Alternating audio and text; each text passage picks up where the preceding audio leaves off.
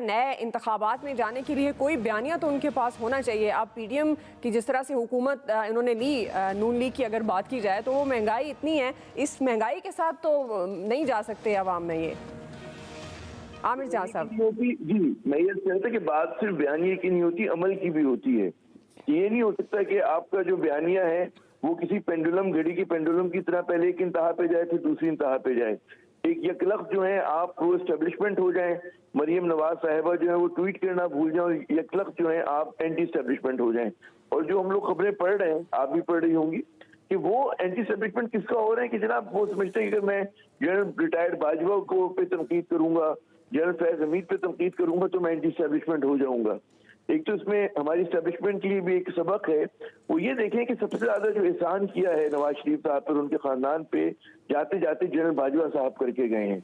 वो जिस तरह से कहते हैं ना मुल्क से बाहर भेजा गया, आप बिल्कुल सबको पता है कि वो कल तक उसमें हुआ कन्विक्टेड शख्स, उनके लिए एकदम जो है जेल के दरवाजे खुल जाते हैं और वो बैरून मुल्क उनको भेज दिया जाता है। फिर जिस तरह से उनके पूरे खानदान को दोबारा रीइंस्टेट किया जाता है इक़्तिदार के अंदर, इस बात का सबूत है कि जनाब जनरल बाजवा ने कितनी उन पर रहम किया, कितनी मेहरबानी की। उसी की वजह से उनका इमरान खान से फॉल आउट भी हुआ।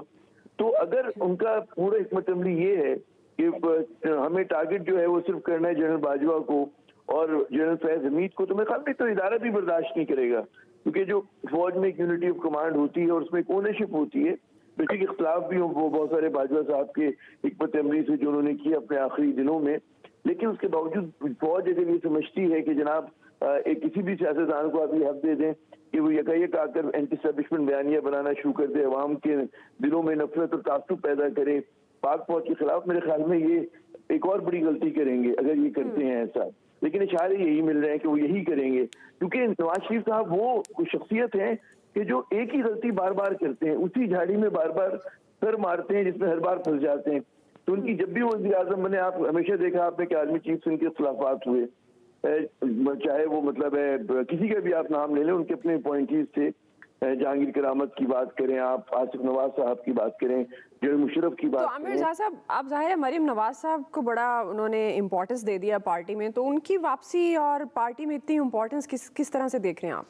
मैं आपको ये अर्ज करूं कि मरियम नवाज साहिबा को जो उन्होंने एक इम्पोर्टेंस दी है, उसके नतीजे में खुद उनकी पार्टी में एक बड़ा रिजेंटमेंट है। उनके बहुत सारे सीनियर लोग बहुत हैरान परेशान है, वो कहते हैं कि हम क्या गुलाम इब्ने गुलाम है कि ये मौरूसी सियासत, कभी भाई आ जाएगा, कभी भतीजा आ जाएगा, कभी समधी को हमारे ऊपर मुसल्लत कर देंगे बतौर वज़ीर खजाना, और अब बेटी को कर रहे हैं। तो ये पूरा पाकिस्तान में बड़ी डिसाइसिव लड़ाई होने जा रही है कि हमें मौरूसी सियासतदान काबिल कबूल है या नहीं है। वो सियासतदान जो गले गले तक करप्शन में मुलविस रहे हमेशा, और जिन्होंने हमेशा आप देखें भी